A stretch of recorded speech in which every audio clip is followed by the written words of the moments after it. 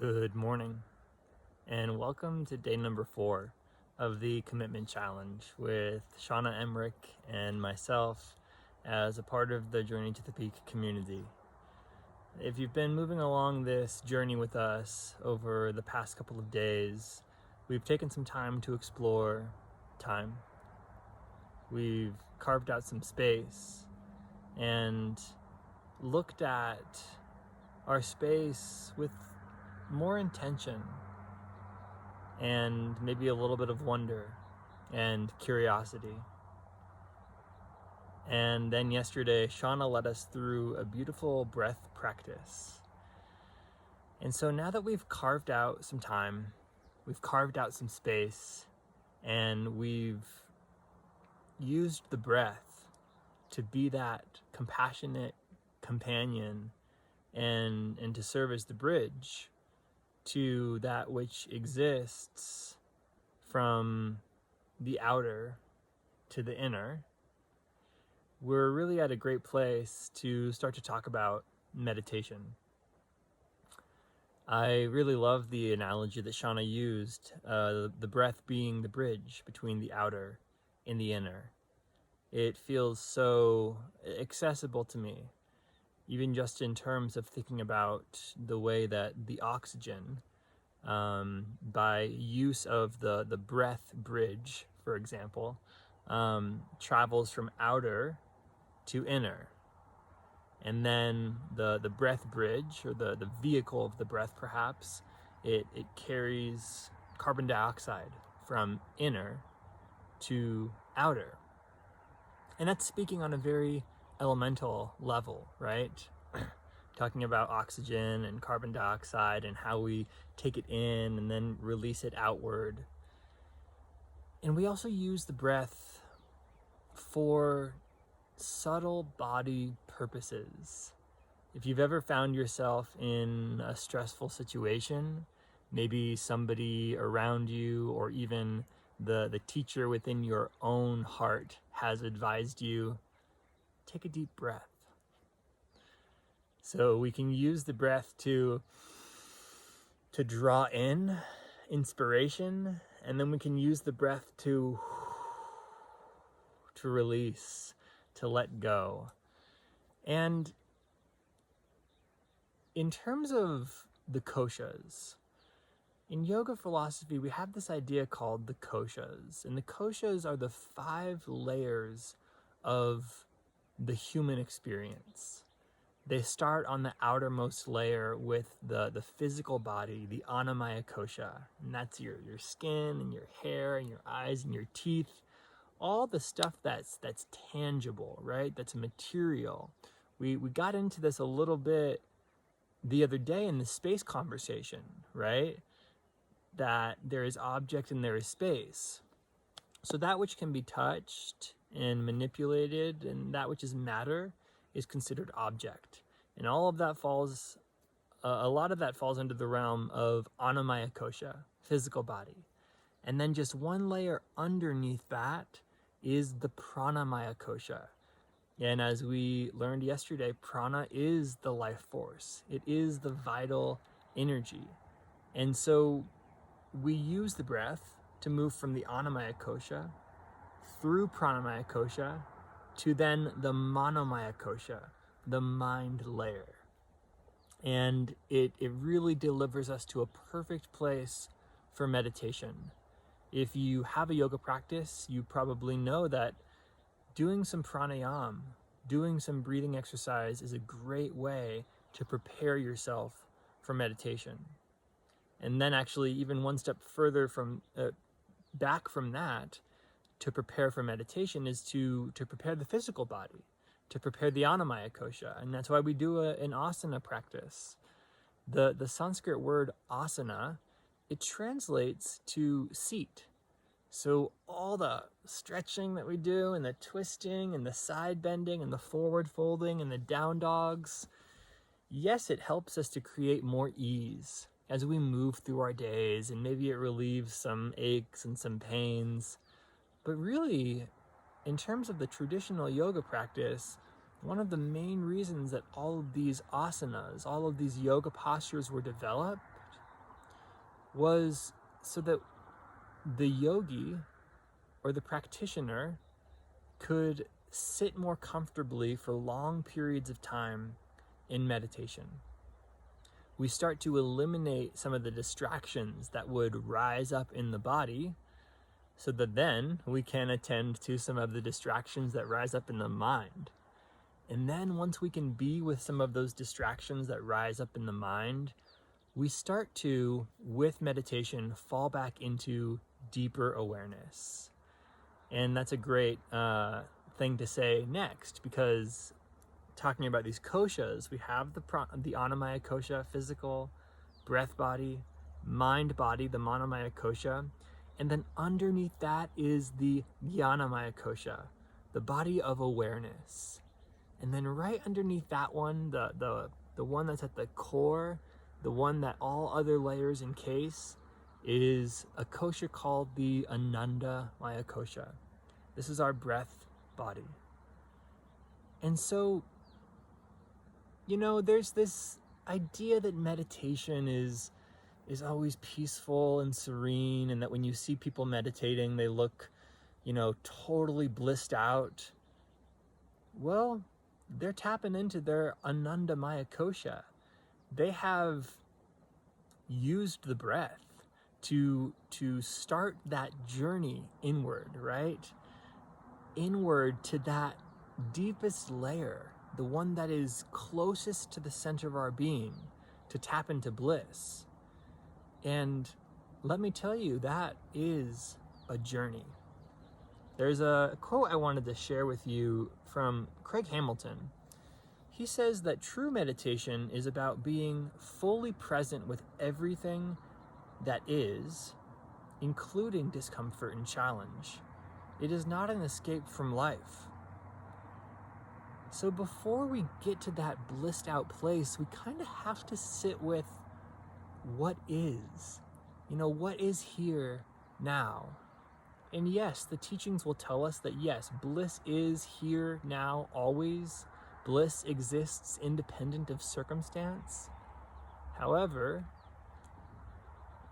to be present with the conditions that are here now, and to see them for what they are, and to help contextualize our experience by being with those distractions, that's the way to tap into the bliss. And so, yes, distractions come up in meditation. Yes, discomfort comes up in meditation. Even a little bit of dis-ease in the mind sometimes. And it's not that it's there only because we're meditating. It's probably there all the time, and we're seeing it more clearly because we're in meditation. So I would love to just carve out about 60 seconds for us to sit in silence. I think you'll be amazed to see what just 60 seconds can do. I've already talked long enough, so I would love for us to welcome in a little bit of meditation here. So invitation to come to a seat, come to a position. You could even lie down here if you'd like. And start to turn your attention to your breath and be with that compassionate companion.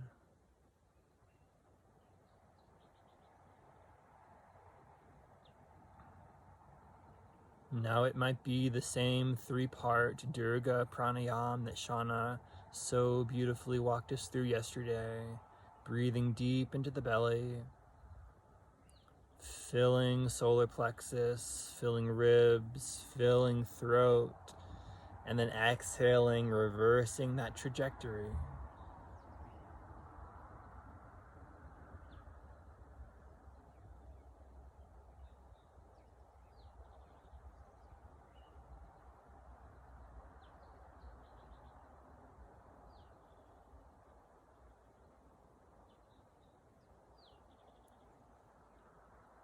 And then I would simply like to invite you to become aware of the sound in your space. rest your attention and your awareness on sound.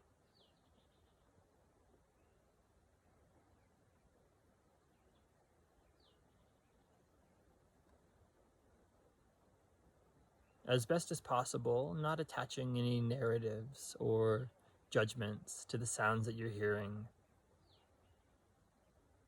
Really just witnessing these sounds as appearances in consciousness.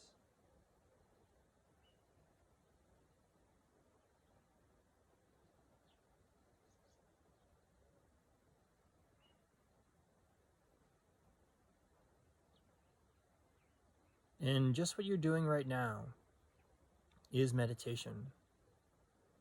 The process and the practice of resting awareness somewhere.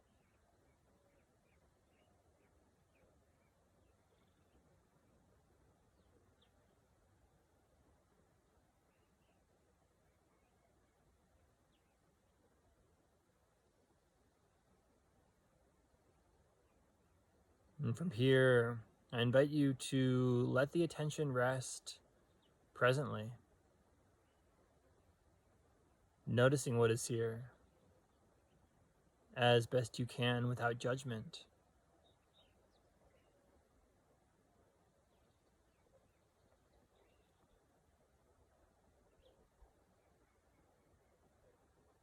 If there is distraction, if there is thought sensation, noticing that too,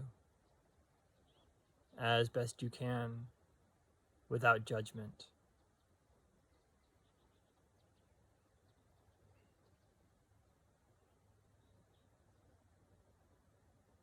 And if you feel at any point there needs to be a coming back to the present, you might return your attention to the breath, because that breath, that compassionate companion, it will always exist presently. If the breath doesn't feel accessible to you in this moment, in terms of resting attention or awareness on, in an easeful way, you might use a mantra. And every time that you are distracted or you notice your attention or your mind wandering, place a mantra into your awareness. For example, I am here.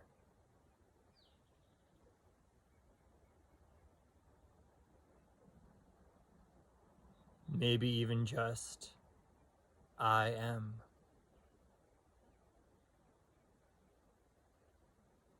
In Sanskrit, Sat Nam.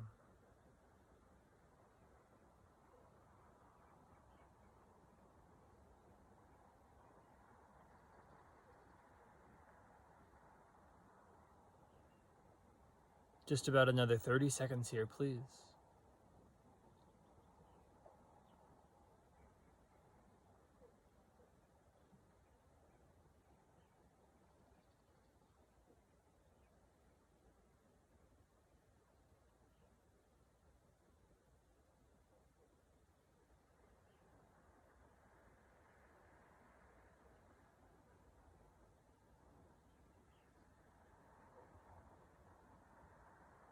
Alrighty.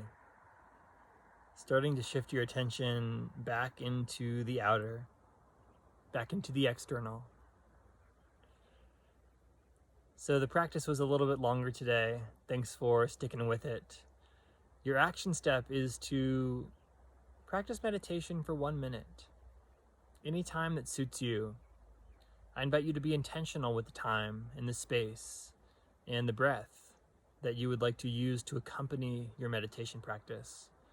Maybe you just do it right after your next yoga practice. Instead of, closing the computer and going off to the next thing, stay for 1 minute. Close your eyes. Use the breath to start to shift awareness inward and be with what is there. That compassionate companion of the breath, it will be there with you. So if what is there for you when you shift attention inward is challenging, if it is difficult, know that the compassionate companion of the breath is there to support you and we're here to support you too. So if you have any questions about meditation, your meditation practice, it's a lot to pack into one little session, and that's why I think I extended this a little bit. So thanks for your time, thanks for your curiosity, and thank you for your practice, all your efforts. Namaste.